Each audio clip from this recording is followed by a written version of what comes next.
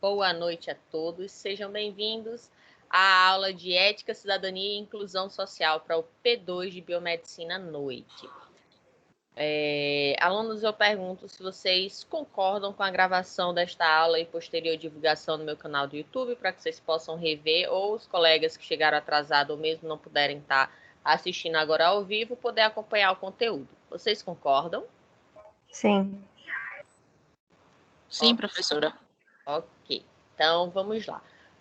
Continuando então, né, de onde a gente havia parado, estávamos falando sobre a questão da história e da ética, e como eu havia adiantado, né, em off para a Vanessa antes de começar a gravar, a gente vai dar continuidade com o assunto na bioética, certo? Para depois a gente entrar na questão de cidadania e inclusão social. Então, dentro, né, do que a gente falou nas outras aulas, a gente já está nos tempos mais atuais, né? Então, o último, vamos dizer assim, pensador, filósofo, né, pesquisador da área da ética, que a gente falou na semana passada, na semana da última aula, na semana retrasada, semana passada foi de avaliação, falando sobre a ética fundamental contemporânea, né, a gente tem o Jürgen Habermas, nasceu em 1929 e ainda está vivo. Né, já bem velhinho, mas está vivo ainda.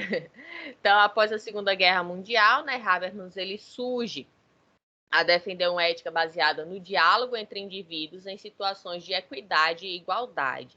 A validade das normas morais depende de acordos livremente discutidos e aceitos entre todos os implicados na ação. E a gente vai, querendo ou não, de certa forma, quando a gente for tratar da bioética hoje, né, a gente vai falar sobre essa questão das pesquisas que foram realizadas durante essa época e das atrocidades que foram desenvolvidas nesta época também.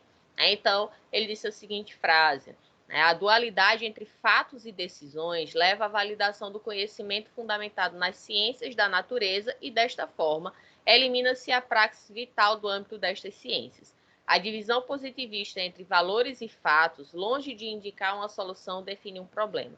Então, ele traz a importância aí de se conhecer mais profundamente o que a natureza humana, animal, ela traz referente à ética, né? A gente vai ver mais para frente também, outros pensadores que levam essa questão animal também comparando com a parte humana.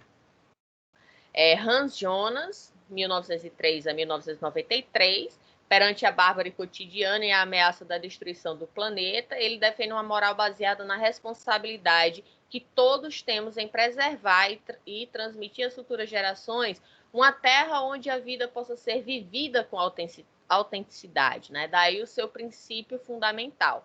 Age de tal modo que os efeitos da atuação sejam compatíveis com a permanência de uma vida humana autêntica na Terra. Ou seja, as nossas ações vão refletir nas vidas futuras. E isso irá influenciar as próximas gerações. Então, as minhas atitudes hoje, né, um exemplo, uma pessoa que não está nem aí com o meio ambiente, não faz questões de reciclagem, reutilização, utiliza muito plástico, desperdiça água, energia. Então, imagine várias pessoas com esse mesmo padrão de vida, né? Então, isso vai influenciar diretamente as futuras gerações. Por quê? Porque vai ter um planeta mais contaminado, poluído, né? Os recursos naturais cada vez mais irão diminuir, proporcionando que futuramente não haja, né, tantas possibilidades quanto a gente tem hoje, espécies, né, que vão se tornar extintas, entre outros parâmetros. Então, na ética de Hans Jonas, ele fala sobre essa questão da destruição do planeta e que a gente deve pensar nas nossas atitudes agora para que elas não venham a refletir de forma negativa nas futuras gerações. Meninas, qualquer dúvida, a qualquer momento, vocês podem estar levantando a mão, pedindo para falar, fazer algum comentário, complementar alguma coisa, tá? Fiquem à vontade. E aí a gente tem a parte, belezinha? Então a gente tem a parte crítica também, né, em relação à ética. Né? Então, ao longo de todo o século XIX e XX, lembrando que estamos hoje no século XXI, né, na segunda década do século XXI, então sucederam-se as teorias que denunciaram o caráter repressivo da moral, estando muitas vezes ao serviço das classes dominantes, segundo Karl Marx, ou dos fracos, segundo Friedrich Nietzsche. Outros demonstram a falta de sentido dos conceitos éticos, como dever, bom e outros, né, como Alfred Ayer, postulando seu abandono por se revelarem pouco científicos. Né? Então, a gente vê a questão de que muitas vezes as pessoas elas determinavam algo dentro da sociedade de acordo com aquelas pessoas que possuíam maior poder aquisitivo, né? Então, se eu tenho dinheiro, eu posso, vamos dizer assim, mandar, né, e fazer o que eu quiser. E a questão de se ter algo mais científico relacionado à ética, né, começou-se a, vamos dizer assim, novos pensamentos, né, novas filosofias sobre a aplicabilidade dela de forma científica. Já Freud, né, Sigmund Freud, ele que é um psicanalista, né, extremamente famoso aí, mas ele também teve suas contribuições em relação à ética. Ele demonstrou o caráter inconsciente de muitas motivações morais, né, ou seja, como eu falei, ele era um psicanalista, né, ele trabalhava na área do estudo da mente humana, e com isso ele, né, tinha lá as suas hipóteses, né? Uma delas como a questão que mesmo inconscientemente a gente tem algumas motivações morais que acontecem, né, mesmo sem a gente racionalizar. Então, uma das correntes que maior expressão teve no século XX foi a que procurou demonstrar que as raízes biológicas da moral, comparando o comportamento dos homens e de outros animais. Como eu falei, né, que a gente ia falar de outro pesquisador que fazia essa comparação, então ele avaliou esse comportamento e que os próprios animais, eles vão ter, vamos dizer assim, esse pensamento moral, ético, né, aonde vão, só para citar de exemplo, né, um animal, ele vai matar um outro animal para se alimentar, para se defender, né? E não simplesmente como nós, na espécie humana, que acontece que a gente mata outro animal ou até mesmo um outro ser humano simplesmente por diversão, né? Uma coisa totalmente... A gente pode nem dizer animalesca, porque animal não faz isso, né? A gente costuma, muitas vezes, associar um comportamento humano ruim, negativo, com os animais. Só que se a gente for ver o animal, muitas vezes ele não vai estar tendo aquela atitude, né? Então o animal ele vai estar se defendendo de algum ataque, ou ele vai estar buscando um alimento, e por isso ele vai estar matando ali um outro animal, mas não simplesmente, eu não fui com a sua cara, pronto, eu vou brigar com você, né? Então isso não acontece. Aquilo que denominamos por ética é apresentado como uma forma camuflada ou racionalizada de instintos básicos da nossa natureza animal, idênticos, né, a outros animais. Nós somos animais. Né? Nós somos uma das espécies de mamíferos, aonde a gente teve, na nossa linha evolutiva, tivemos nossa origem de ancestrais dos macacos atuais.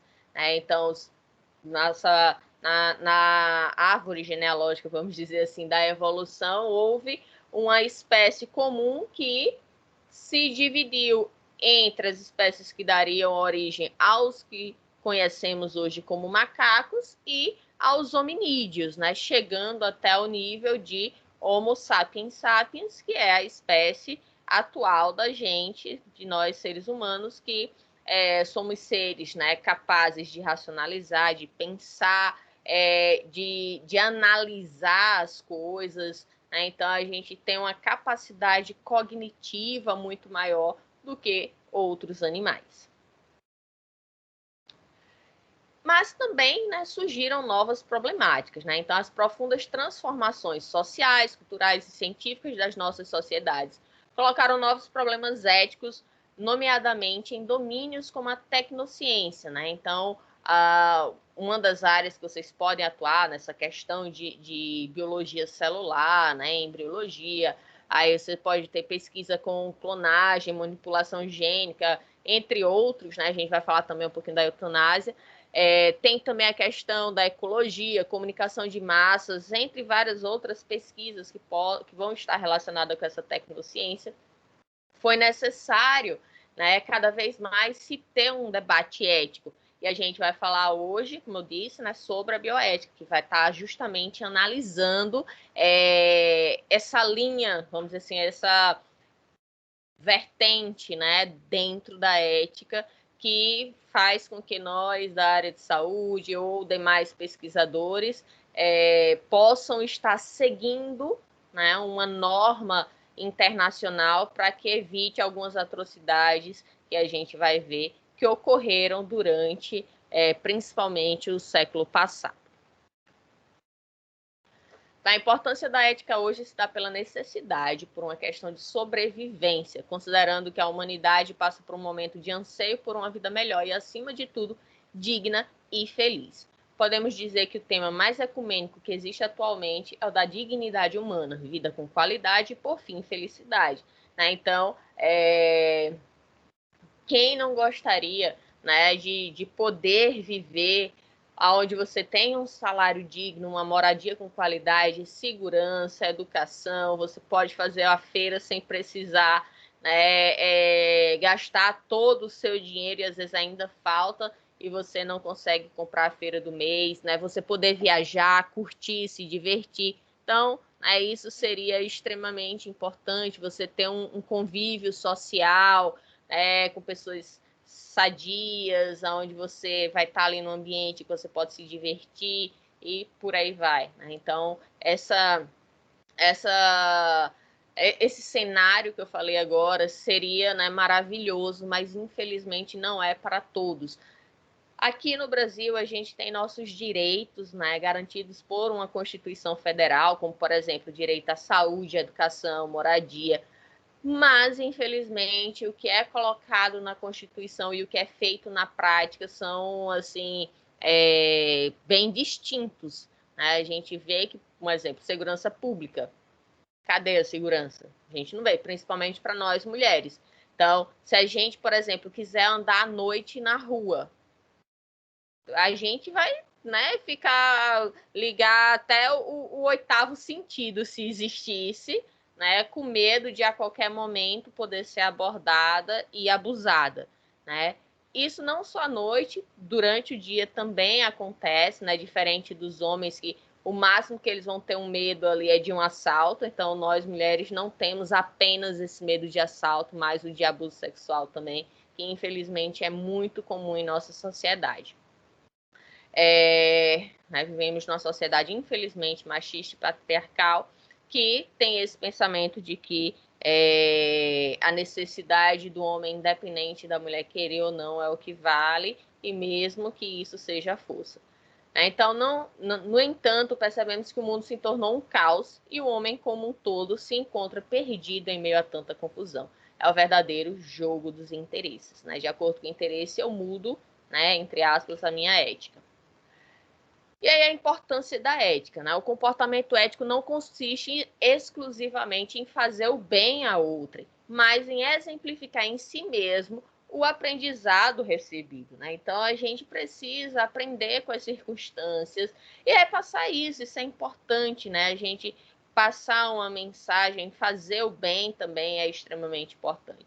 É o exercício da paciência em todos os momentos da vida, a tolerância para com as faltas alheias, a obediência aos superiores em uma hierarquia, o silêncio ante uma ofensa recebida, onde a gente vai poder racionalizar como que a gente deve estar atuando de acordo com determinadas circunstâncias.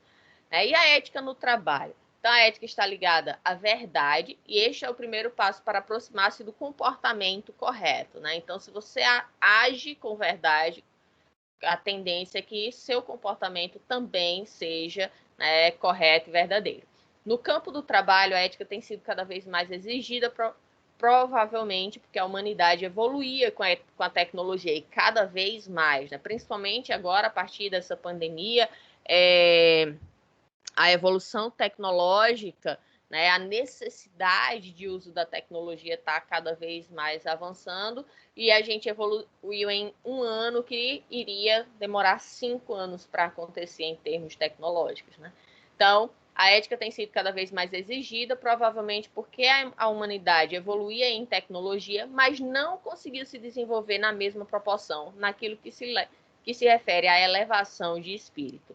Então, a gente vê que muitas pessoas hoje são pessoas que elas conseguem parar e pensar no próximo, ter empatia, sentir a dor do outro pelo relato que ele está vivenciando, tentar ajudar, mas, infelizmente, existem pessoas com pensamentos ainda retrógrados, com pessoas que só querem o seu próprio bem-estar e não pensam no próximo. E aí a gente vive, né, acaba ficando preso numa sociedade que ainda necessita muito evoluir. Então, a atitude ética vai determinar como um profissional trata os outros profissionais no ambiente de trabalho, os consumidores de seus serviços, por exemplo, clientes, internos, externos, entre outros membros da comunidade em geral. E a ética é indispensável ao profissional porque na ação humana o fazer, o agir estão interligados, né? Então, o fazer diz respeito à competência, a eficiência que todo profissional deve possuir para exercer bem a sua profissão, né? Então, vamos supor, vocês futuramente, como biomédicas formadas, vocês vão ter um conhecimento, né? Vocês vão ter a competência para exercer a função de biomédica. E o agir se refere à conduta profissional, ao conjunto de atitudes que deve assumir no desempenho da sua profissão. Então, o fazer e o agir, né, estão intimamente ligados quando a gente fala, né, no ambiente de trabalho onde vocês estarão exercendo ali o seu ofício. E aí, gente, a gente finaliza a aula, né, que era sobre a história da ética. Tá? Então, Tomzinho aí, o Tom, meu gatinho, se despede de vocês e vamos iniciar o material correspondente à aula do conteúdo de bioética. Deixa eu mandar aqui para vocês a tela. Pronto, estão conseguindo enxergar minha tela? Sim. Pronto, então vamos continuar agora. A bioética.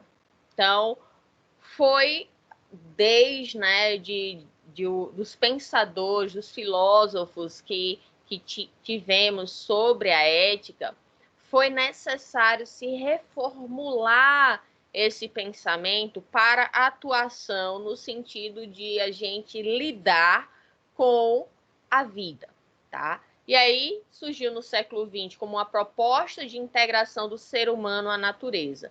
A crescente complexidade das intervenções científicas, especialmente na área de saúde, provocou uma reflexão sobre essas questões, né? Então, até onde que há essa relação do profissional e paciente, né?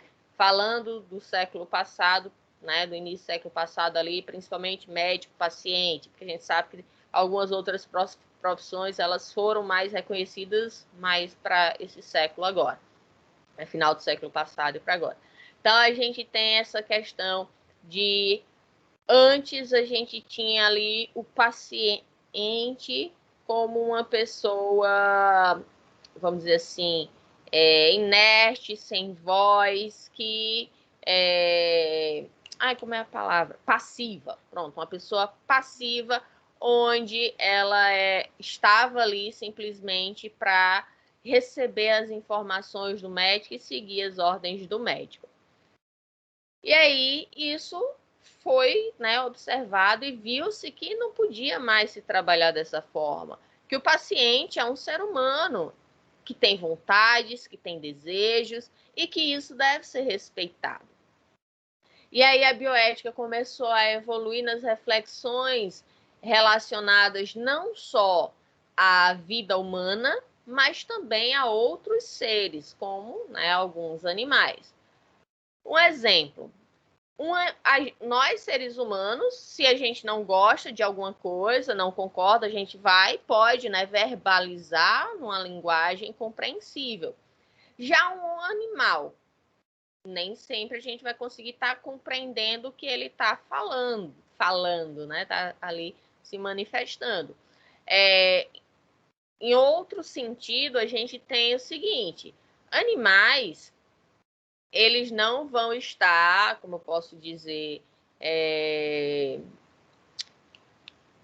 muitas vezes algumas pesquisas que são realizadas, elas são desenvolvidas com o intuito de serem aplicadas em humanos, né?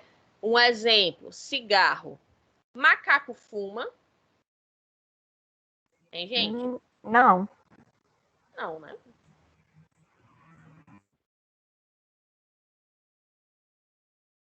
Então, por que se coloca macacos em câmaras de gás, onde fica sendo colocado ali a fumaça de cigarro para que ele fique inalando aquilo, para ver o quanto que vai ser prejudicial à saúde dele. O macaco nunca vai fumar, pelo menos não deveria, né? A gente já teve até alguns casos que algumas pessoas pegaram e ensinaram o macaco a fumar, né? Uma aberração, mas aconteceu. Então, o macaco ele não está sendo beneficiado em nada com aquilo. Então, por que sujeitar um animal a esse tipo de situação? Um outro exemplo, algumas maquiagens, né? Antigamente, era extremamente comum, eu acho que todas trabalhavam dessa forma, utilizando animais para testagem, né, dos seus cosméticos, das suas maquiagens, rímel, blush, seja lá qual for, batom e por aí vai. Um exemplo, um rímel. Coelho usa rímel? Não. Gente? Não. Não, né? Então, por que se colocava-se, né, o coelhinho lá com o negócio abrindo o olho dele e pingando rímel no olho dele até ver quanto que ele ia aguentar que aquele rímel ia ser prejudicial para o olho dele? Qual é o benefício que o coelhinho estava tendo ali? Zero. Mas, assim, Quênia, se você levar em consideração o porquê que eles faziam isso, porque até o sistema não é o mesmo. Então, na teoria, o que, vamos dizer, não prejudicava eles, não significa que não ia prejudicar o ser humano, já que o organismo não é a mesma coisa. Uhum. Sim, só que aí vem a questão da evolução da ciência, né, da tecnologia e dos conhecimentos. Então, muito do que sabia antigamente não é a mesma coisa do que se sabe hoje, né? Foram feitas novas pesquisas, novas descobertas que foram aplicadas e viram, né, que não, apesar, um exemplo, né, de mamíferos. Apesar de sermos mamíferos, mas nós temos fisiologicamente, geneticamente, características que são diferentes, né? E com isso a gente vai ter reações diferentes a determinadas circunstâncias.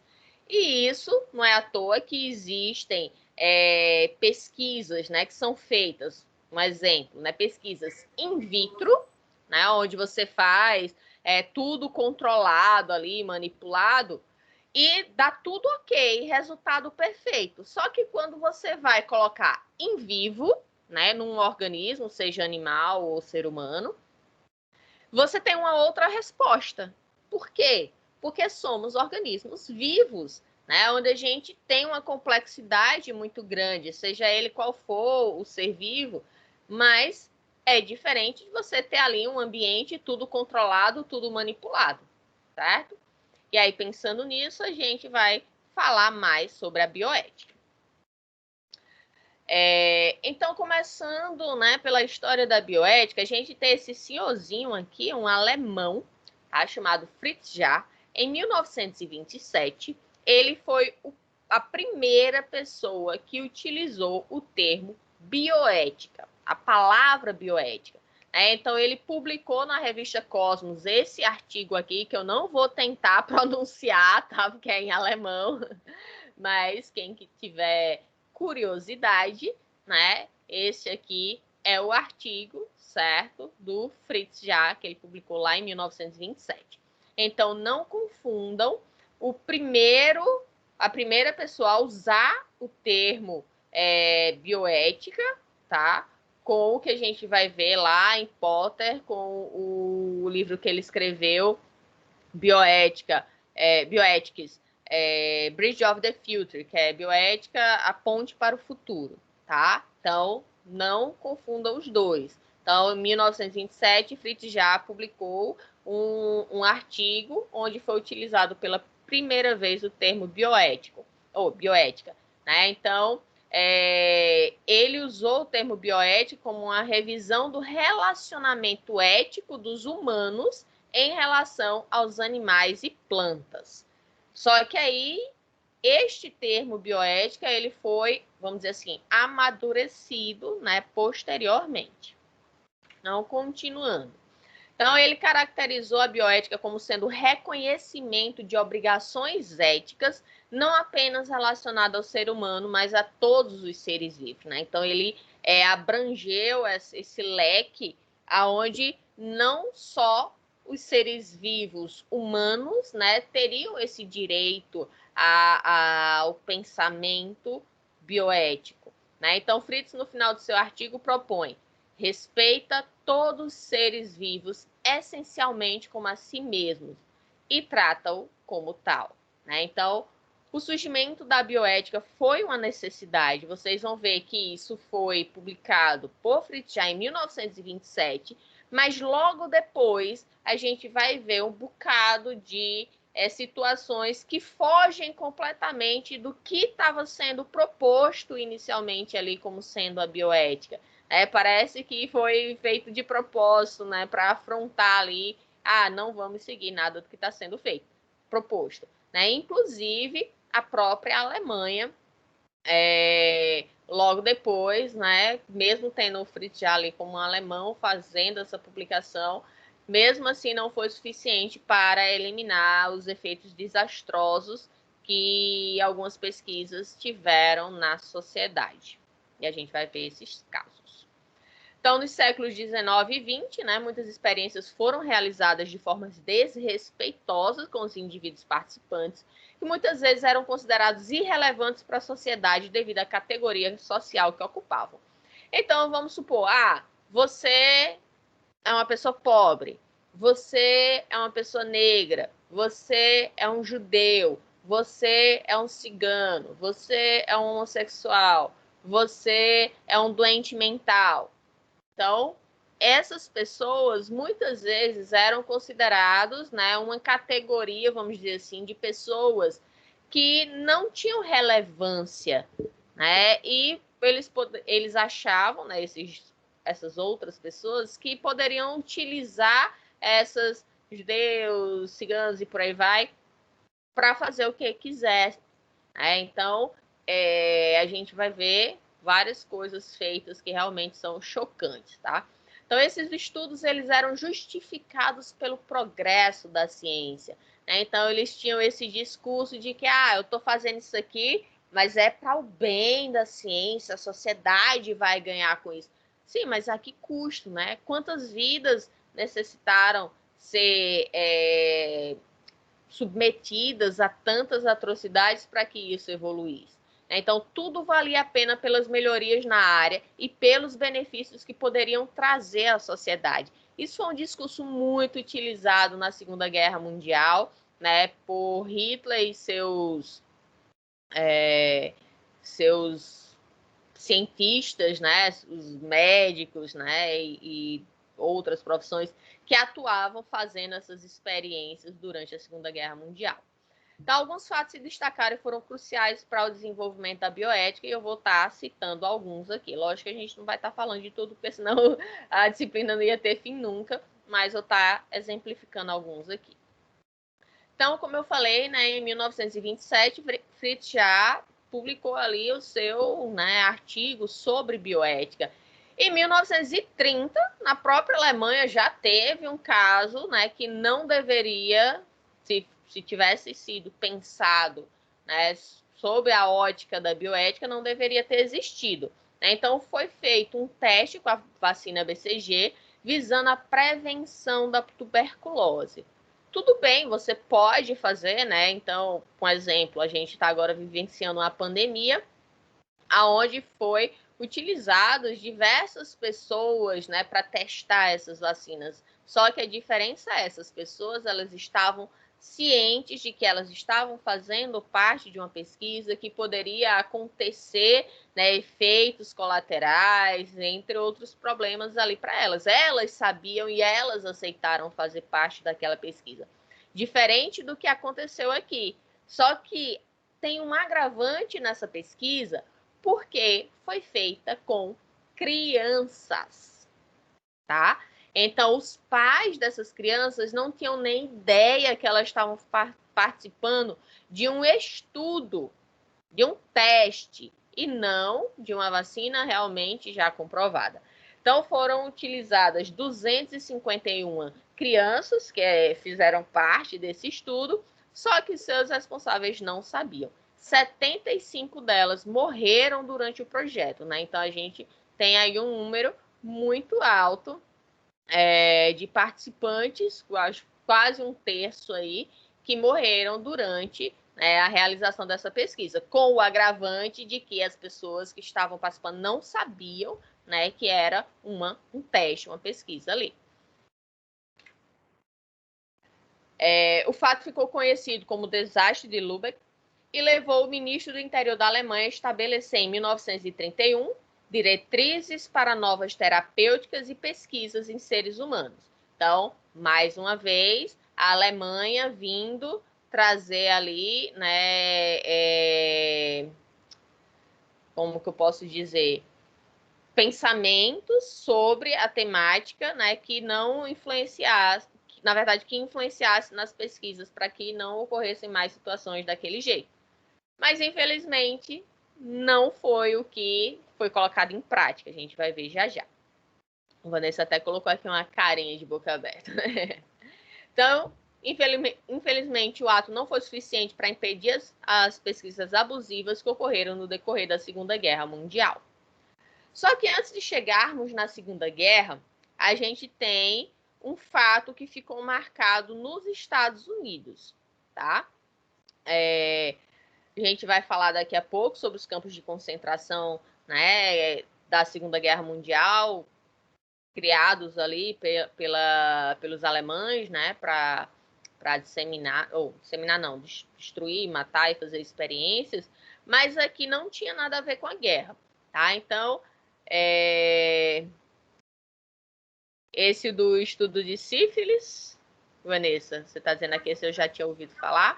Sim, sim. Então, tem até um filme, eu vou colocar aqui para vocês o nome, tá? Como a disciplina não é só de ética e bioética, a gente não vai poder assistir, tá? Mas eu vou deixar aqui, tem no meu canal, eu posso mandar para vocês o link, tá? Inclusive de outros filmes que vão estar sendo citados aqui para que vocês possam acompanhar. São interessantes, tá? E valem a pena serem assistidos. Então, em 1932, foi realizado o estudo da sífilis não tratada de Tukhetsky. Tá? Então, foi uma pesquisa onde foram utilizados pessoas, tá? No caso, apenas pessoas negras. Lembrando, se hoje em dia a gente ainda tem essa questão de preconceito, né, racial, que eu acho uma coisa totalmente sem sentido, não consegue entrar na minha cabeça. Porque uma pessoa se acha melhor do que a outra? Ai, porque minha pele é mais clarinha, você tem a pele mais escura. Sim, daí, né? Eu não consigo compreender isso, as pessoas se acharem melhor do que a outra porque a pele é mais escura ou mais clara. E aí, naquela época, aí é que era mais, né, forte essa questão do preconceito racial, do racismo, né? E aí, em Tukhetsky, no Alabama, o que é que acontecia? Lá não existia, né, nos Estados Unidos não existia mais a escravidão, mas é meio que igual aqui, né? Não é porque a escravidão acabou que, de fato, ela deixou de existir. Então, existia lá as pessoas negras, muitos, né, descendentes de escravos, que passaram a trabalhar nas fazendas, né? Um exemplo, fazendas de algodão e tal.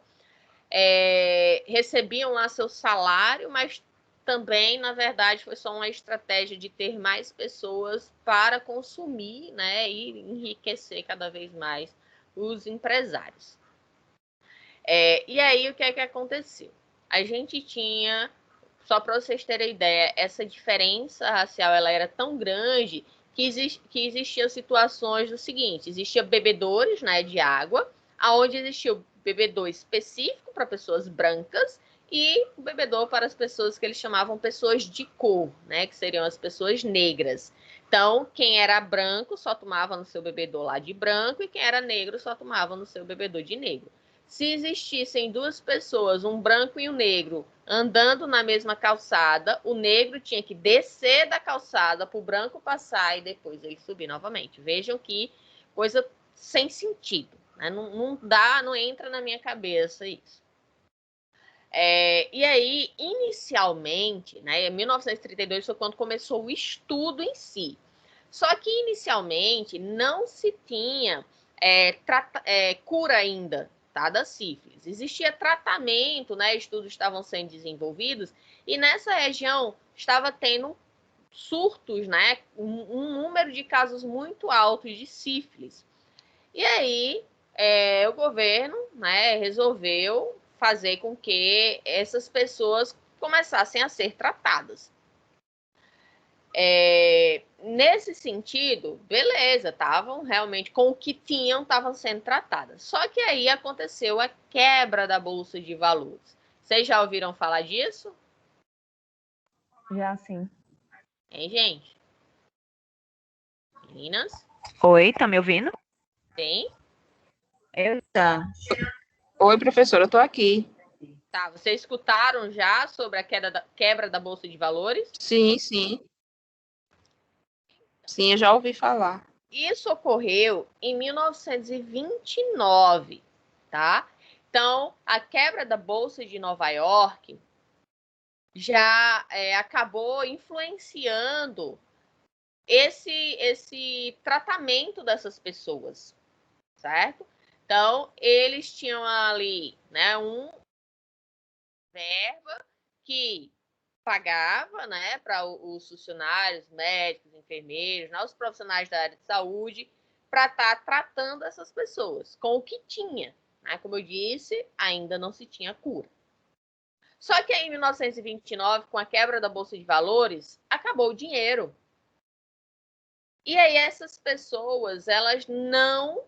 O governo, né, o sistema de saúde lá, ficou sem verba para continuar esse tratamento. E aí houve demissões, né? Eles tiraram parte da equipe, diminuíram as pessoas que estavam sendo tratadas, né? E foram empurrando até onde deu. E aí veio, né, alguém, entre aspas, brilhantemente, teve uma ideia, que na verdade foi uma aberração, né? Mas vamos dizer assim, foi uma brilhante ideia. O que foi que ele propôs? Vamos fazer o seguinte: a gente finge que está tratando eles, mas na verdade a gente vai estudá-los. A gente vai ver como que a sífilis se desenvolve nessas pessoas, no caso nos negros, para ver se a doença evolui da mesma forma que ela evolui nos brancos. Então, no final do século XIX, né, 1890 e pouco ali, houve um estudo dessa forma com pessoas brancas. Só que na época não existia nem tratamento, tá? Aí eles estavam estudando a evolução da doença, não tinha tratamento, não tinha nada. Então as pessoas realmente não tinham o que fazer, né? E ficaram estudando a evolução da doença. Só que agora já se sabia, né? Já se tinha tratamento, já se sabia como a doença evoluía. E aí eles disseram, não, vamos ver, né, se acontece diferente em negros. E essas pessoas que ficaram fazendo parte, que agora, em 1932, não era mais um tratamento, passou a ser um estudo, elas foram utilizadas como cobaias, né, onde elas estavam ali pensando que estavam recebendo tratamento e, na verdade, estava só tomando uma vitamina, um suplemento vitamínico, um energético, alguma coisa do tipo, sendo dito, né, eles como sabiam também, achando que estava, né, sendo tratados. E aí, o que é que aconteceu? Inicialmente, a pesquisa, eles disseram, né, para os profissionais, os enfermeiros, médicos, não, essa pesquisa vai durar pouco tempo, 6 meses, 1 ano no máximo. É o tempo aí, né, da gente ter alguns dados, algumas informações, e isso é suficiente, né? E aí eles disseram, não, ó, vamos aceitar porque vem verba federal. E um estudo desse tipo, quando começa com verba federal, ele não acaba, né? Ele é levado até o final. Então, vamos fazer parte. Beleza. 6 meses, 1 ano, dá para, né, ficar trabalhando sem ter grandes problemas aí em relação à sífilis. Só que aí passou 1 ano, 2, 5, 10. A penicilina foi descoberta, tá? Hoje, né, é um tratamento, é a cura da sífilis, é o tratamento com a penicilina. E a sífilis foi, desculpa, a sífilis não, a penicilina foi descoberta e mesmo assim eles continuaram a fazer o estudo. Durou 20, 30, durou 40 anos. Muitos já estavam morrendo, né, durante esse período. Eles inventaram a desculpa de que as pessoas que estavam fazendo parte do estudo, não, que aí, lógico, eles não disseram que era estudo, né, mas as pessoas que estavam fazendo o tratamento tratamento, entre aspas, né, que eles iam fazendo com esses pacientes. Então, essas pessoas que estavam nessa lista, que estavam fazendo esse tratamento, elas não poderiam tomar a penicilina, porque iria ter uma reação e o coração delas iria parar, elas iriam morrer. Então, se porventura chegasse alguém que fosse no serviço de saúde e dissesse, eu quero tomar penicilina para a sífilis, a primeira coisa que as enfermeiras iam lá era ver o nome, se seu nome tivesse na lista, né, na listazinha de quem está fazendo parte do estudo, eles não permitiam você tomar penicilina. E isso foi-se, né, até terminar 40 anos depois, aonde houve uma denúncia e aí os jornais começaram a publicar sobre isso e, consequentemente, né, foi feito um julgamento para avaliar, né, essas questões. Só que a questão era um estudo do governo federal americano. Não era algo, vamos dizer assim, escondido.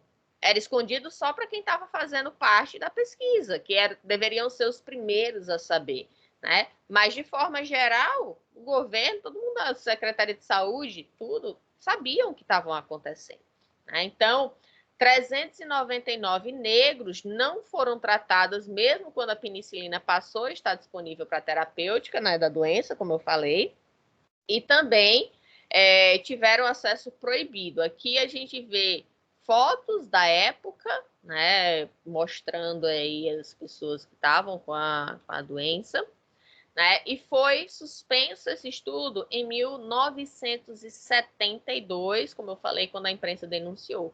Então, durante os 40 anos, o estudo foi acompanhado e avaliado pelas autoridades sanitárias e gerou a publicação de diversos artigos na época. 74 sobreviventes, 28 morreram diretamente da sífilis e 100 devido a complicações decorrentes da doença. 40 esposas foram contaminadas e 19 recém-nascidos também. Somente, para vocês terem uma ideia, em 1972 foi descoberto, houve um julgamento, mas só em 1997, com até então o presidente Bill Clinton, foi ele que pediu desculpas em nome do governo, né, aos sobreviventes e à família daqueles que morreram devido a esse estudo, né? Então vejam o tanto de tempo que durou esse estudo, né, e que mesmo após o tribunal em 1972, só em 97 foi que um presidente, no caso especificamente Bill Clinton, foi lá, né, e resolveu pedir desculpa, né, por o que aconteceu. No caso, ele não tinha nem culpa, né, ele não estava nem no poder na época, mas mesmo assim ele reconheceu o erro do governo americano em ter feito isso e pediu desculpa às famílias. Houve indenização, tá, para essas famílias que foram que serviram ali como cobaias também, mas lógico, não há dinheiro no mundo que pague uma vida, né? E aí existe esse filme, tá? O nome original, título original do filme é Miss Evers Boys, que em tradução livre seria Os Garotos da Senhorita Evers, em relação a Evers ser a enfermeira, tá? Miss Evers, Eunice Evers.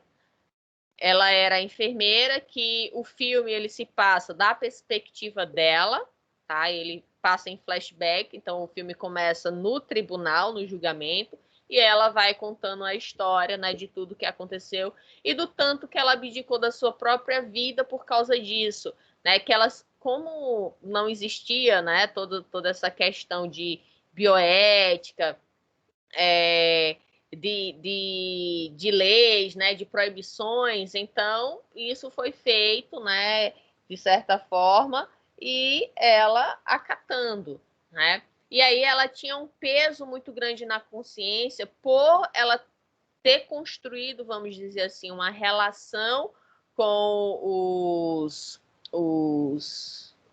pacientes, né? Uma relação de amizade com eles, porque estava ali, estava trabalhando com eles, tratando eles todo esse tempo. E aí ela se sentiu na obrigação de ficar com eles o tempo todo, né? Então, como eu disse, ela abdicou de sua própria vida, de oportunidade de trabalhar em outros estados para poder ficar com eles. Aqui a gente tem uma foto do julgamento, né, da equipe de saúde responsável pelo estudo.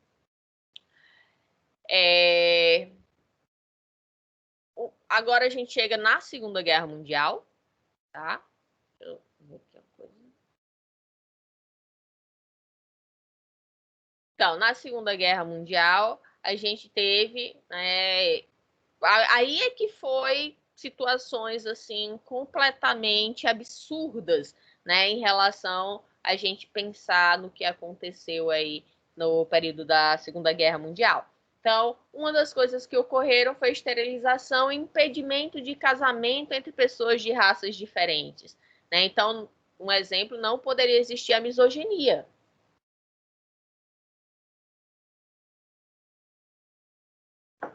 Como os alemães, eles queriam, né, a raça pura, a raça ariana, né, os nazistas ali queriam eliminar os judeus, eliminar qualquer outro tipo de raça, queria que eles dominassem. Então, o que é que eles faziam? Eles, lógico, vamos dizer assim, a força, né? Eles pegavam negros, judeus, ciganos, entre outros, e esterilizavam essas pessoas para evitar que essas pessoas tivessem filhos, né? E, consequentemente, aumentasse ali o número daquela população. Tá, a eugenia de Hitler e o racismo, né, da ciência, que foi bem aplicado na época. Ao consultar qualquer arquivo histórico sobre a origem do nazismo, o principal argumento é que Adolf Hitler buscava incessantemente o sucesso dos 3 R's, que é o Reich, que é o Império, o Raum, que é o espaço, e o Rass, que seria a raça. Então, o Império se referia ao resgate do nacionalismo alemão, abalado, né, por causa da Primeira Guerra Mundial, que a Alemanha perdeu. O espaço era a conquista de territórios tomados da Alemanha em virtude, né, da perda da Primeira Guerra, e a raça, que era a busca de uma raça pura, denominada por ele de raça ariana, segundo o qual somente os alemães mais fortes deveriam sobreviver.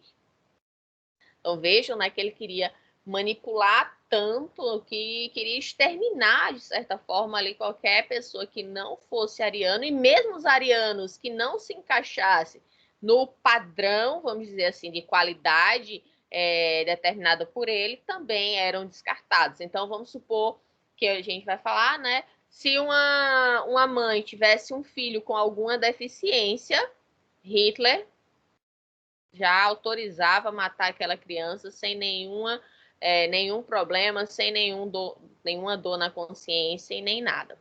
Boa noite, Débora. Fui ver agora que você entrou. Boa noite, professora. Hoje está meio difícil de assistir porque está caindo muito. Eu não sei se é da minha internet, se é do meu celular que está com algum vírus. Tá, não sei, de qualquer jeito está sendo gravada e depois você pode acompanhar o início da aula que você perdeu, tá bom? Sem problemas. Tá certo. Então, dentro dessa questão, né, de Hitler, o historiador Philip Barwin, ele descreveu em seu livro intitulado Hitler e os Judeus, como antes mesmo da Segunda Guerra ter início, os campos de concentração promoverem, né, tanta morte, né, em grande escala, Hitler e sua elite eugenista faziam experimentos para a sua solução final. E aí no livro dele tem um trecho que diz o seguinte: solicitado por um casal que lhe pedia para autorizar a morte do seu filho incurável, Hitler respondeu favoravelmente. Decidiu então que o mesmo destino seria imposto sem apelação a todos os recém-nascidos portadores de deformações ou anormais. Ou seja, ele, né, decidiu, deu, vamos dizer assim, um estalo na cabeça dele, né? Quando alguém nascer com problema, vamos matar logo, não precisa fazer nada. Mata sem dó nem piedade, extermina isso aí que eu não quero nenhum alemão com problema aqui, não. Aí, no dia 18 de agosto de 1939, né, uma circular do Ministério do Interior obrigava os médicos e parteiras do Reich a declarar as crianças que sofriam de alguma deformidade, porque, né, elas deveriam ser mortas. Então, reunidos em sessões especiais, elas foram mortas por injeção de drogas ou pela fome. Outra situação que acontecia era extermínio de vidas que não valiam a pena serem vividas, como exemplo, pessoas, né, com doenças incuráveis. E a promoção de doenças nas pessoas, então, em hospitais psiquiátricos, asilos, penitenciários, para que pudessem ser investigadas e estudadas. Então, o que é que aconteceu? A gente tem a situação aqui... Pois é, Vanessa está colocando aqui. Vanessa, você pode falar, porque para eu ficar vendo no chat fica ruim, tá? Mas você pode estar falando também aqui a qualquer Tá me momento. ouvindo? Hã? É porque meu áudio tava com problema e toda vez que eu tentar falar não saía, por isso que eu comecei no chat, mas ele agora resolveu voltar. Tá certo. Então é porque eu vou falando, aí quando eu olho para o chat, aí pode ser que você tenha feito um comentário de alguma coisa que eu falei lá atrás, certo? Então, qualquer um de vocês, tá? A qualquer momento, vocês podem estar complementando, fazendo algum comentário, tirando alguma dúvida. Já disse, fiquem à vontade. Então, o que é que ele dizia com essa questão de vidas que não valiam a pena serem vividas? Então, o que é que aconteceu? Naquela época já existiam hospitais psiquiátricos. E aí, para Hitler, qual era dele? Vamos eliminar, né? Vamos matar todas essas pessoas, porque essas pessoas estão gerando custos, essas pessoas não são pessoas sadias, fortes, que vão poder trabalhar e trazer retorno, vamos dizer assim, né, financeiro, econômico para o país. Não vão poder ter filhos, né, para gerar mais, aumentar a população ariana, nada disso. Então, o que é que a gente vai fazer? Vamos eliminar. Só que o que é que aconteceu? Os médicos psiquiatras começaram a perceber o seguinte: peraí, se a gente matar todos os nossos pacientes, eliminar todos, não tivermos mais pacientes psiquiátricos, a gente vai trabalhar com o quê? E a gente vai ficar desempregado. Então, eu tive uma ideia brilhante aqui, ó. Vamos fazer o seguinte, ó. Essas pessoas, né, que Hitler, ó, vem cá, deixa eu conversar contigo aqui um negócio. Se a gente matar essas pessoas, né, beleza, você não vai estar tendo os gastos. Mas vamos fazer o seguinte, já que essas pessoas, entre aspas, né, não servem para nada, então vamos estudar elas, né? Vamos estudá-las, vamos fazer experiência com elas. E aí eles começaram a fazer todo tipo de atrocidade. Certo? Tudo que você pode imaginar de ruim ainda é leve para o que aconteceu na Segunda Guerra Mundial, tanto nos Estados Unidos quanto, tanto na Alemanha quanto na unidade 731, que a gente vai falar mais para frente. Então, aqui nessa foto, por exemplo, eles pegavam mulheres, pegavam várias pessoas, mas nesse exemplo específico aqui, eles pegavam mulheres e o que é que acontecia?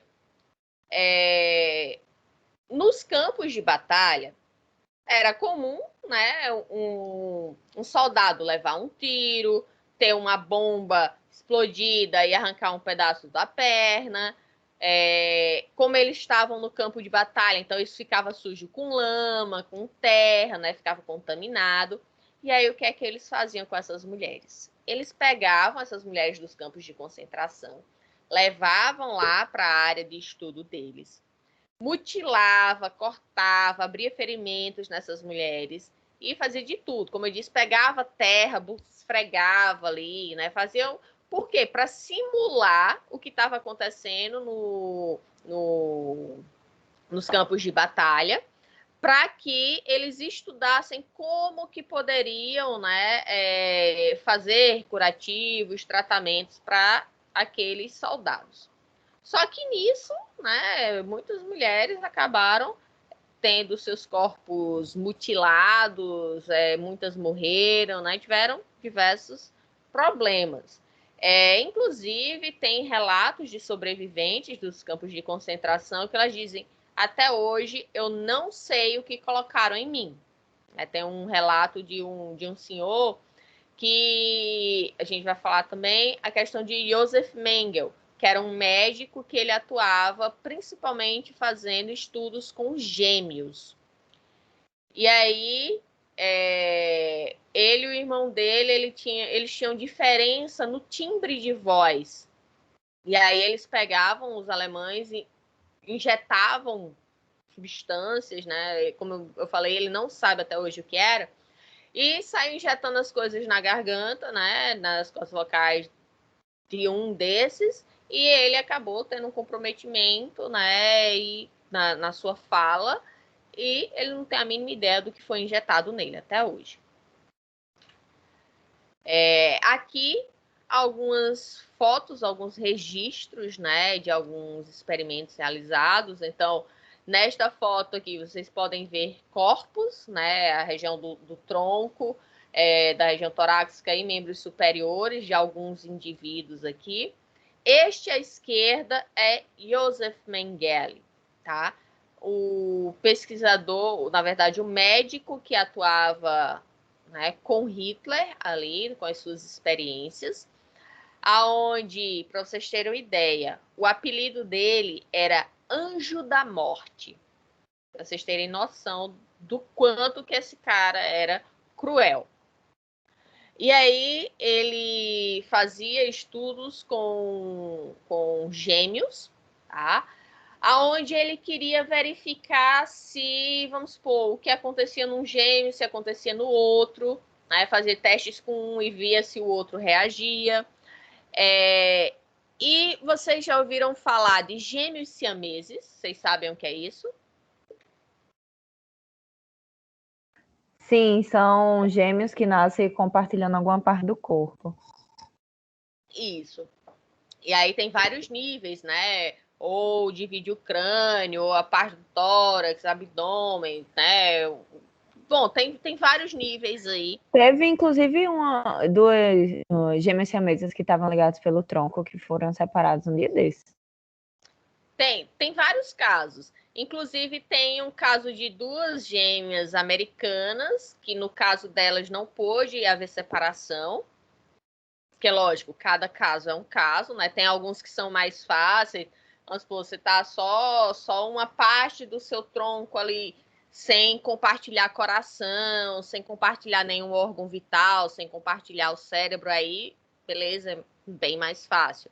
Mas, por exemplo, quando você tem a gêmea siamesa ali com você, crânio com crânio, né? Dividindo o cérebro. Não tem como separar, né? Então, no caso de Joseph Mengele, o que é que ele fazia? Uma das experiências, né? Ele pegava gêmeos siameses, gêmeos normais, e costurava, juntava dois irmãos.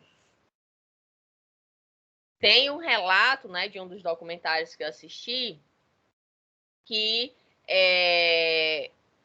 uns dos sobreviventes, né, contando que quando eram feitos esses experimentos, e as crianças, as que sobreviviam, né, voltavam para os seus pais, já teve situação que foi relatado, né, que as duas crianças foram costuradas juntas e elas chegaram lá para os seus pais, elas nem gritavam mais de dor, elas grunhiam, tá? E os pais, vendo aquela situação, era tão absurda e dolorosa, né? Eles vendo ali os seus filhos sofrendo, que eles mataram seus próprios filhos. Ou seja, eles acharam que a morte era menos cruel do que o que eles estavam vivenciando ali. Então, vocês imaginem o nível que chega dos próprios pais terem que tomar essa atitude por causa da circunstância que foi colocada ali, né? Então, a região dos pontos onde eles foram colados, totalmente infeccionada, né? Tudo horrível ali a situação. Nesta imagem aqui, a gente vê que tem muitos filmes que tratam isso, né? Onde os soldados, né? O pessoal ali vamos dizer assim, os amigos de Hitler, eles iam lá, visitavam os campos de concentração como se estivessem indo para o parque de diversão, né? A gente vê nessa foto aqui, né, as crianças utilizando ali, testando as máscaras, brincando, se divertindo, né? Em compensação, do outro lado ali, tinha gente sendo assassinada, né? Aqui a gente tem um outro tipo de estudo. Lembra que eu falei que a bioética não é apenas para seres humanos, né, mas para todos os seres vivos, justamente por causa de situações como essa. Então, aqui o que é que foi feito? Pegou-se dois cachorros, né, a gente vê aqui um pastor alemão embaixo e aqui eu não sei qual é a raça desse outro cachorrinho, e o que é que foi feito? Cortou-se esse cachorrinho de cima, costurou ele no cachorro de baixo, interligando parte do sistema digestório aqui, para ver como que, não sei qual o sentido disso, mas como que eles iriam reagir, se iriam sobreviver, né, quanto tempo e tal. Mas qual o sentido? Não consigo saber, assim, na verdade saber não, compreender qual a necessidade desse tipo de pesquisa.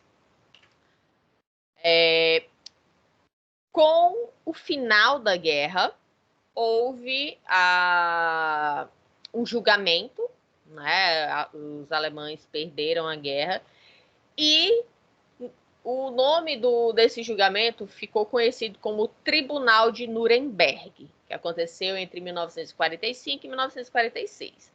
Ele condenou os principais oficiais nazistas responsáveis pelos experimentos em seres humanos e deixou clara a necessidade de regularizar as pesquisas científicas, dando a origem ao Código de Nuremberg.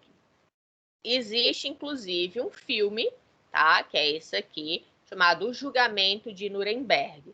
Quem tiver interesse, né, tiver um tempinho aí, vale a pena para conhecer um pouco mais, né, dessa questão histórica. Lógico, todos esses filmes, né, querendo ou não, são filmes, por mais que sejam baseados, né, em situações reais, algumas coisas são, né, mais fantasiosas, mas o que importa é a questão da ideia de tudo o que aconteceu durante esse período.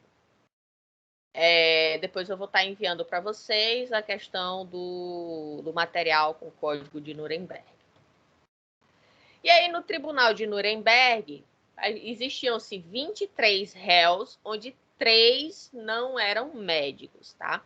16 foram declarados culpados, 7 dos quais foram sentenciados à pena de morte e 5 à prisão perpétua. 7 foram absolvidos. Para o fiscal acusador, o julgamento era de assassinato e sustentou que não era um mero julgamento de assassinato, porque os réus eram médicos que tinham realizado o juramento de Hipócrates de não causar o mal. Ou seja, eles estavam perfeitamente cientes de que aquilo que eles estavam fazendo era criminoso, né? Era causar mal para o outro. Então, para aqueles médicos, eles, se são médicos, né, já existia o juramento de Hipócrates, assim como a enfermagem, a biomedicina, a medicina, a biologia, todas as profissões, elas, quando você se forma, que você cola grau, você tem o juramento da sua profissão. Você deve cumpri-la, né, ao exercer o seu exercício profissional. Então, não era um assassinato de uma pessoa qualquer, vamos supor, foi lá e deu um tiro numa pessoa. Não, era de uma pessoa que estava no exercício profissional dela como médica, fazendo experiências, torturas para aquelas pessoas. E o pior de tudo, né, é que os defensores dessas pessoas que fizeram todas essas atrocidades, elas alegaram que o Estado tinha ordenado aos médicos que realizassem os experimentos para determinar como proteger e tratar melhor os soldados e aviadores alemães. Então, a desculpa, né, da defesa foi o seguinte, meus clientes, eles não tiveram culpa. O Estado, no caso Hitler, né, que mandou a fazer isso. Então, se eu recebi uma ordem de um superior, no caso, esses médicos receberam essas ordens, eles tinham que cumprir. Então, eles argumentaram que esses experimentos eram necessários e que o bem do Estado tem procedência sobre o bem do indivíduo. Ou seja, não importa o que vai acontecer com o resto, se houve uma ordem superior, dane-se, a gente vai executar, a gente vai matar, a gente vai torturar, a gente vai fazer tudo que a gente quiser.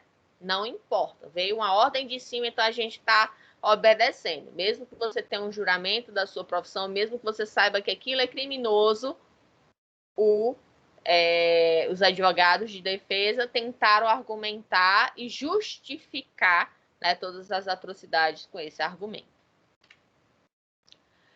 Então, o acusador declarou que o Estado pode ordenar experimentos fatais em seres humanos, mas os médicos permanecem responsáveis por não realizá-los.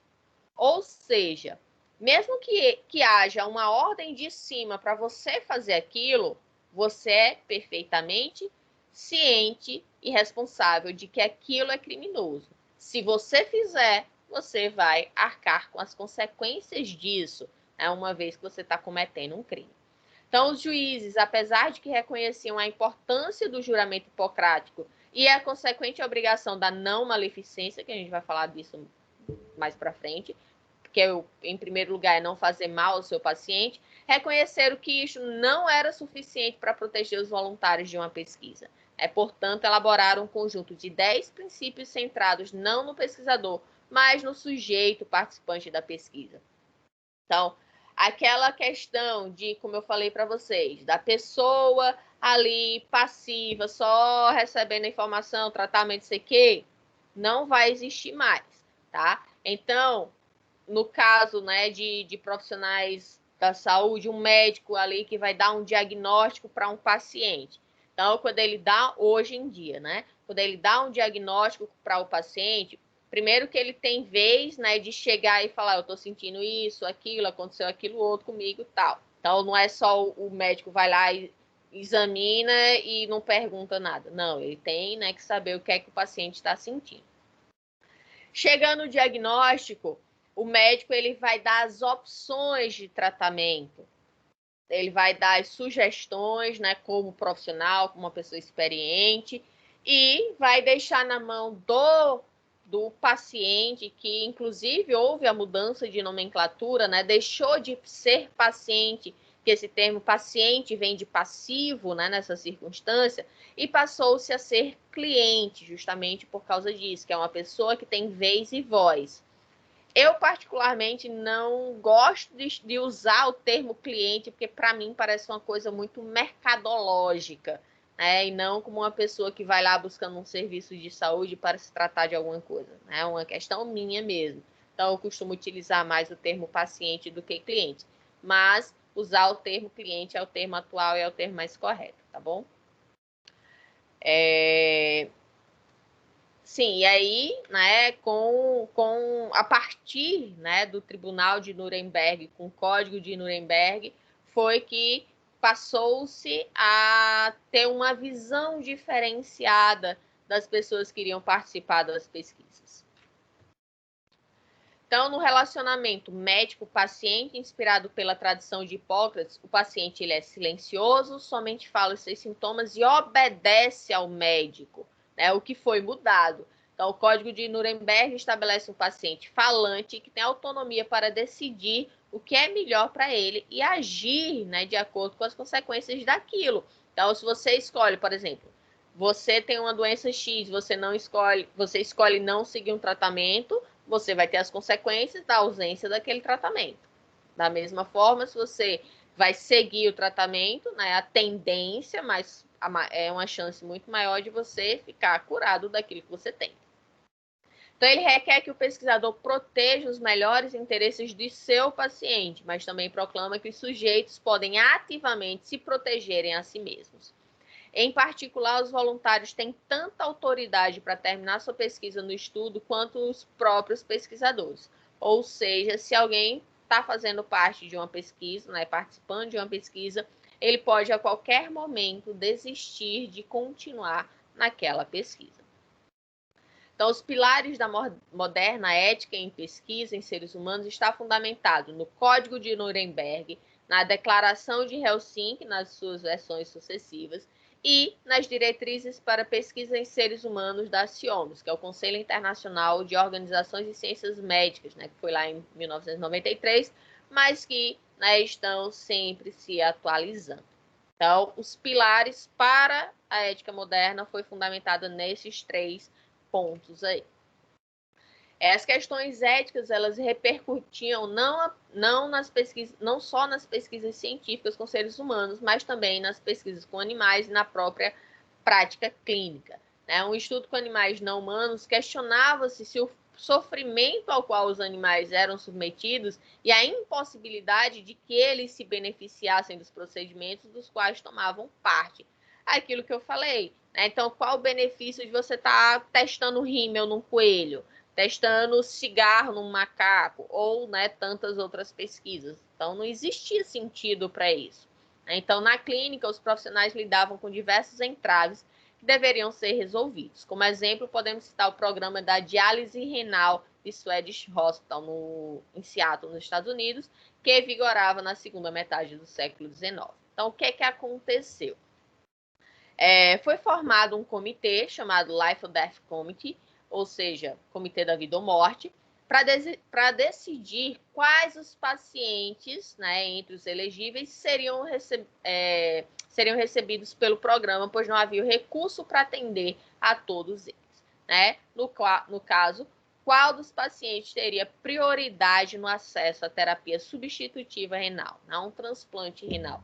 Então, era o quê? Era a ordem de chegada, né? Era quem tem dinheiro. Então, qual era a prioridade, né? Hoje em dia existe o... como é que chama?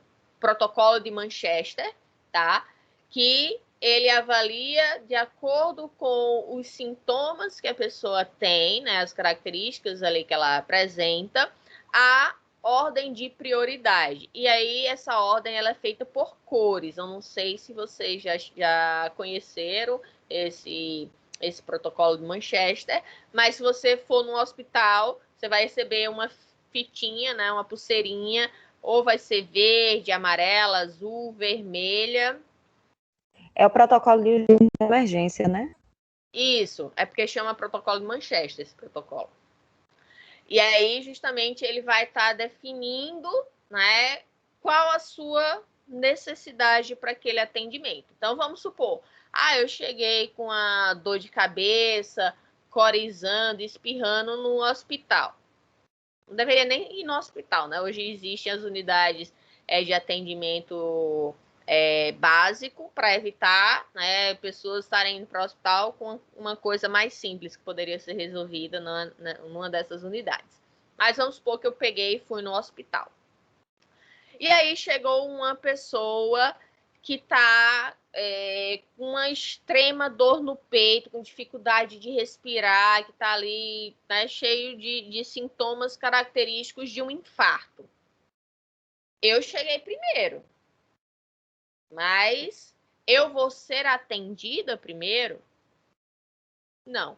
Então, através desse protocolo, né, dependendo das características dos sintomas que você está apresentando, você vai poder ou ser encaminhada para uma unidade de saúde, vamos supor, ou ser atendida ali com 2 horas de espera, com 1 hora de espera, com meia hora, com 10 minutos, imediatamente, certo? Então, isso ajudou, né, a poder determinar uma prioridade de atendimento. Ao invés de você passar ali um tempão atendendo uma pessoa que está com a dor de ouvido, você vai estar atendendo uma pessoa que está infartando ou que teve um AVC, certo? Então, ajudou neste sentido. Então, um grande incentivo à regularização ética veio em 1971 com a publicação do livro Bioethics Bridge to the Future, que foi aquele que eu falei, né? Bioética, Ponte para o Futuro. Então, nele, o autor Van Rensselaer Potter, ele propõe o termo bioética como forma de enfatizar os 2 componentes mais importantes para se atingir uma nova sabedoria, que é tão desesperadamente necessária, que é o conhecimento biológico e valores humanos. Então, não confundam Fritz já em 1927, que foi o primeiro que utilizou o termo, com Potter, que, vamos dizer assim, ele reformula a bioética, né, e passa a ser utilizada agora como algo, né, no dia a dia da área da ciência e da saúde. Então, em 1988, o professor Potter elaborou uma nova versão mais ampla de abrangência global para a palavra. Então, bioética é a combinação da biologia com conhecimentos humanísticos diversos, constituindo uma ciência que estabelece o sistema de prioridades médicas e ambientais para a sobrevivência aceitável. Desde então, a bioética ganhou seu espaço e tem sido cada vez mais respeitada e difundida pelo mundo, né, inclusive com encontros internacionais, pesquisadores do mundo todo se reunindo para discutir, né, as pesquisas aí, até que ponto pode ou não serem desenvolvidas.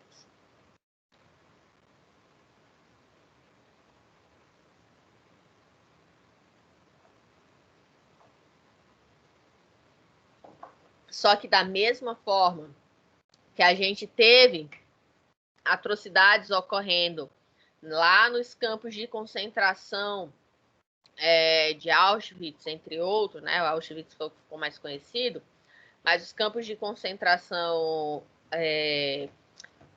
criados, né, pelos alemães na Segunda Guerra, a gente teve algo similar no Japão em 1980, quer dizer, durante a Segunda Guerra, mas que foi descoberto apenas em 1989.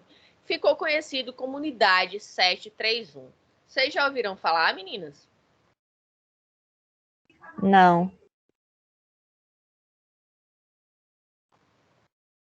Então, vamos lá conhecer um pouquinho desta história triste, né, que marcou aí a humanidade. Então, este indivíduo aqui, ele é chamado Shiroishi, um japonês. Ele era um microbiólogo, trabalhava, na verdade, com microbiologia. Ele era um médico trabalhando com microbiologia. Ele adorava essa questão de guerra biológica. E ele viu, né, a oportunidade de fazer o que ele quisesse. Né? Então, sem limites para suas pesquisas, com recursos que foi disponibilizado. Então, vamos dizer assim, como o povo diz, né, era pinto no lixo. Ele estava se fazendo, né, naquela oportunidade. Então, essa unidade foi palco de um dos maiores segredos da história, que ficou guardado durante 40 anos nos subsolos japoneses E a descoberta dessa unidade em 1989, ela só foi feita graças a uma escavação para a construção de um metrô. Após a Segunda Guerra Mundial, né, quando a Alemanha perdeu, o Japão, tudinho lá, então o que é que aconteceu? Shiroishi, né, e as pessoas que trabalhavam com eles, pararam todas as pesquisas, né, enterraram lá os ossos, tudinho, e fingiram que nada nunca tinha acontecido. Lembrando que a Segunda Guerra Mundial terminou em 1945, tá? Só em 1989 que isso foi descoberto, tá? Então, a sua descoberta fez o governo japonês revelar ao mundo história assustadora sobre cobaias humanas para o desenvolvimento de armas biológicas, que era a especialidade, né, de Shiroishi. Então, o que é que acontecia neste campo de concentração, né, dos japoneses aí? Primeiro de tudo, ele foi construído, né, vamos dizer assim, ele utilizava o falso cenário de que ele era como é que chama? Um centro de operação de água, tipo a Cagepa, não tem a Cagepa? Né, que vai tratar a água, vai receber a água, tratar, distribuir. Pronto, ele era mais ou menos isso, tá? Quer dizer, foi dito que era isso, só que, na verdade, era um ambiente extremamente grande para fazer experiências com seres humanos. Então, operários lá da estação de Shinkuji, em Tóquio, fizeram uma descoberta surpreendente, né? Então, no subterrâneo estavam os restos humanos de centenas de pessoas que foram mortas durante esses anos que a unidade 731 estava fazendo experiências com seres humanos. Cobaias de experiências militares durante a Segunda Guerra Mundial eram aprisionadas em um campo de concentração conhecido como Unidade 731, localizada em Manchúria. Então, no final da guerra, os corpos e cobaias restantes foram transferidos para o laboratório do médico responsável e ali foram enterrados. O laboratório era localizado a poucos metros de onde os operários encontraram os restos mortais e era conhecido como escritório de purificação de água para não levantar suspeitas, né? Então, era lá, ninguém sabia que estava acontecendo, né, tantos crimes e atrocidades naquele local. A unidade era comandada por Shiroishi, né, médico da Universidade de Kyoto e microbiólogo do Exército. E aí, né, ele chamou a atenção dos mais poderosos por causa do carisma dele e interesse em armas biológicas. Então, num período de guerra, né, isso poderia ser utilizado, né, era interessante.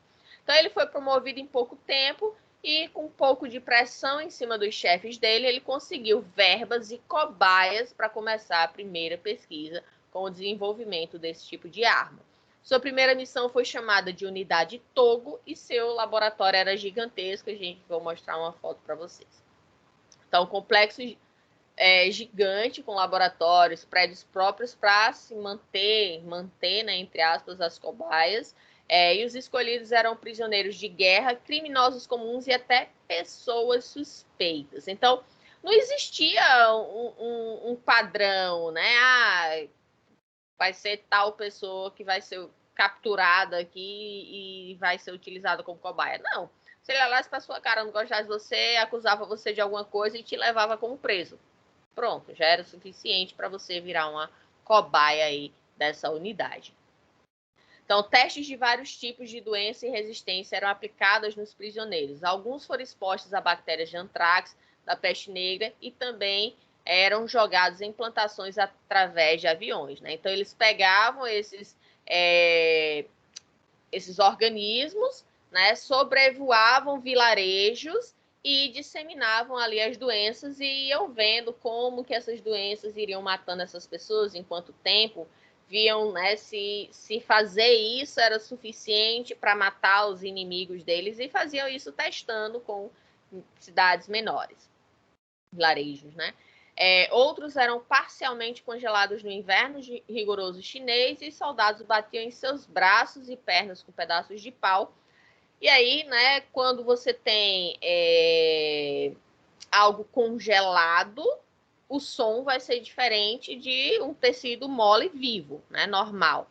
Aí eles batiam até que fosse produzido um som, né, meio metálico ali de congelamento, um som característico de que aquilo, né, aquele tecido ali estava congelado.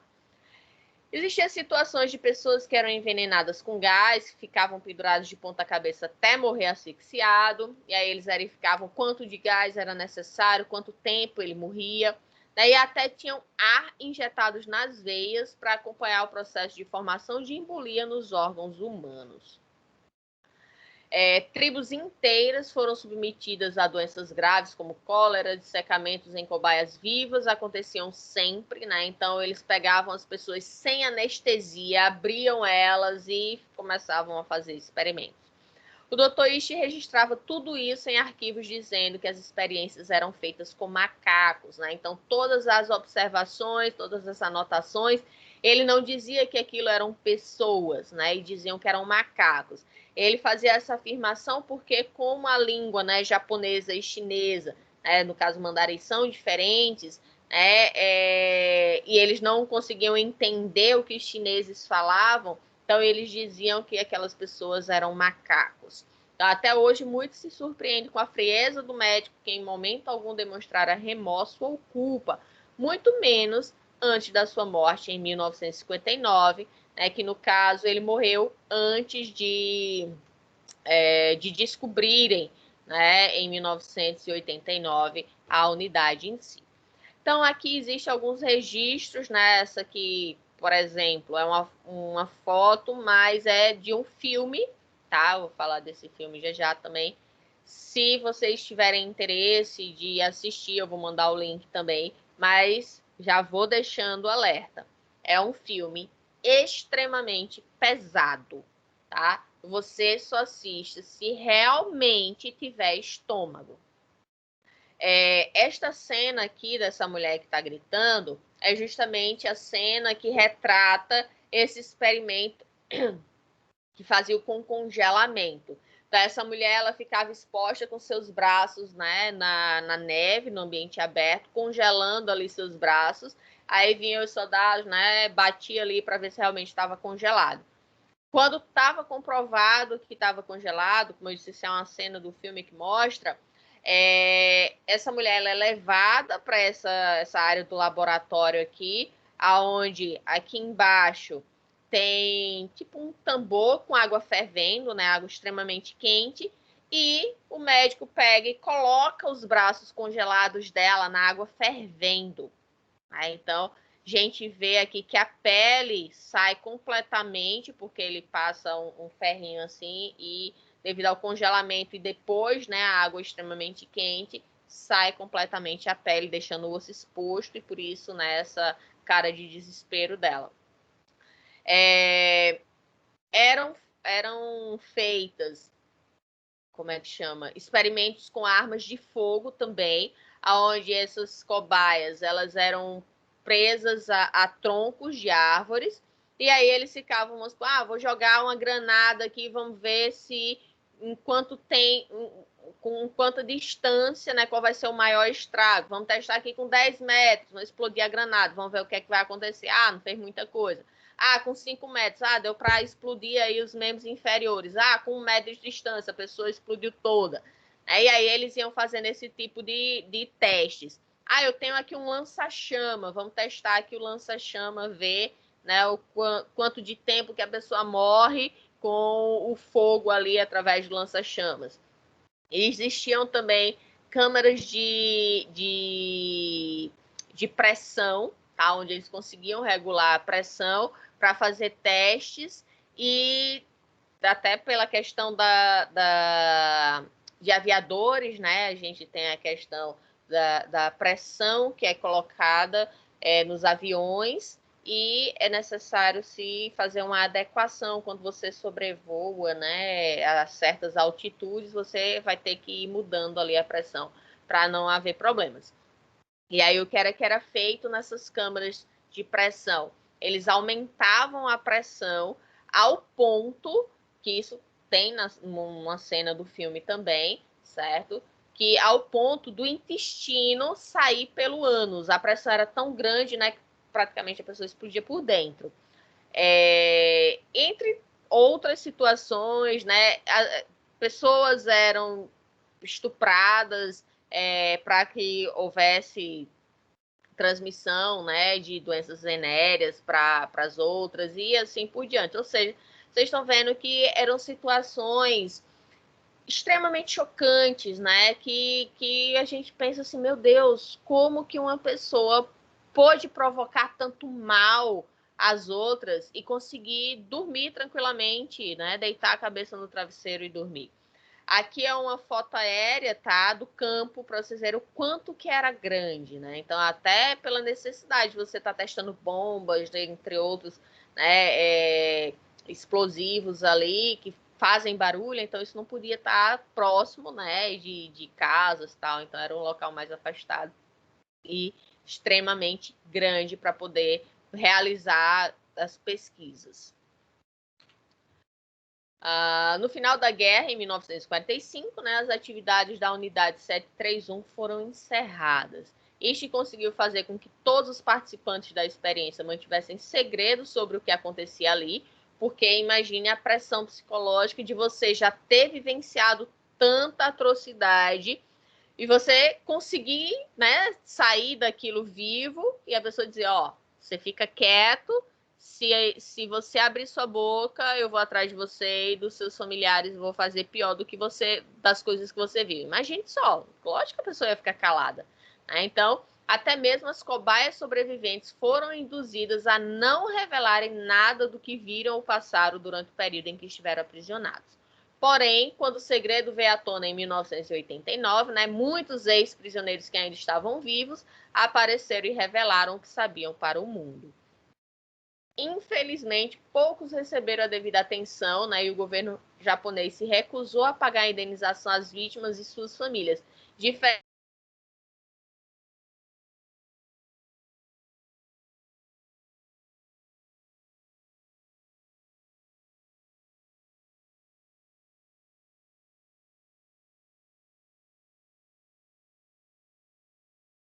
Nunca aconteceu.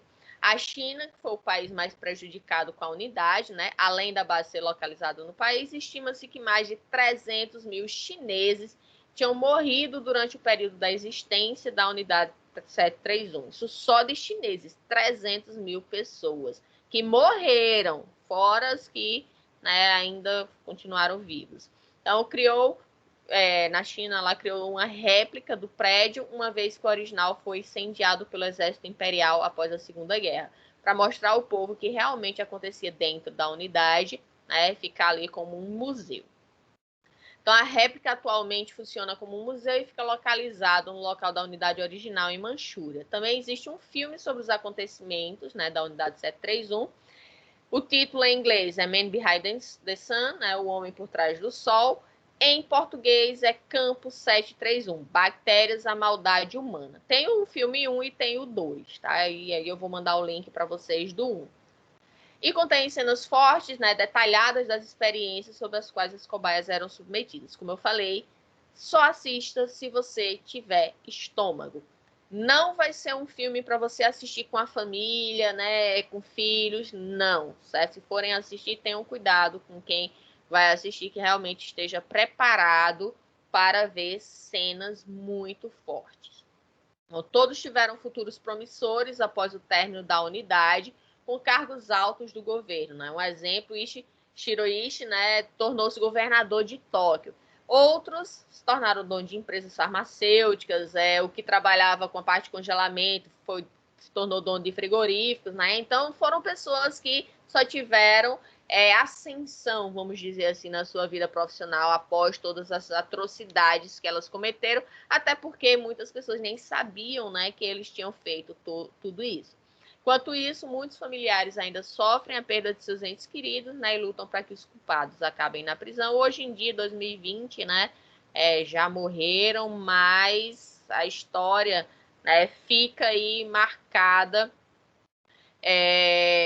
para que não existam mais esse tipo, né, de experiências, né, de pessoas que cometam tantas atrocidades. Meninas, nossa aula terminou, já são 10h01, a gente ainda passou um minutinho. Espero que tenham gostado do conteúdo de hoje. Eu tô chocada ainda, Clênia. Eu aguento muita coisa, mas eu acho que eu vou passar batido desse. Tem os outros filmes,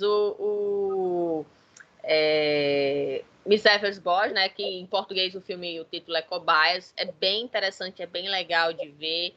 Vale a pena vocês analisarem a questão da linguagem do filme, no sentido assim, do profissional tá falando uma coisa para os pacientes, o médico, né? E as pessoas ficarem tipo, o que é que você disse que eu não entendi nada? E aí a enfermeira utiliza uma linguagem, né, acessível para eles. Então, isso é importante para vocês também. Um exemplo, se vocês forem fazer uma coleta em um paciente, e aí você começar a utilizar termos técnicos para aquela pessoa, a pessoa vai dizer, tá, faz aí o que tem que fazer, não entendi nada. Agora, no momento que você adequa a sua linguagem para você ter a informação realmente sendo absorvida pelo paciente, isso é fundamental, certo? Gélia, você quer falar alguma coisa? Não, professora. Desculpe, bati aqui. Não, só vai comentar, fica à vontade. Tem o outro filme, que é o Tribunal de Nuremberg, né? E esse do campo, né? 731, Bactéria, a Maldade Humana, que, como eu falei, se forem assistir, depois não digam que eu não avisei. Ele, se brincar, não é nem maior do que 18 anos, é maior do que 50 anos, de tão pesado que ele é, certo? Mas aconteceu, eu acho interessante a gente ter esse nível de conhecimento, né? Para tentar lutar para que isso não volte a acontecer, tá bom? Então, tenham uma excelente semana, né? Resto de semana, a gente se encontra na próxima quarta. Fiquem com Deus, usem máscara, respeitem o distanciamento social, lavem as mãos, se sair, não coloquem as mãos no rosto, se cuidem e tchau, tchau. Tchau, professora. Boa noite. Boa noite. Tchau, tchau.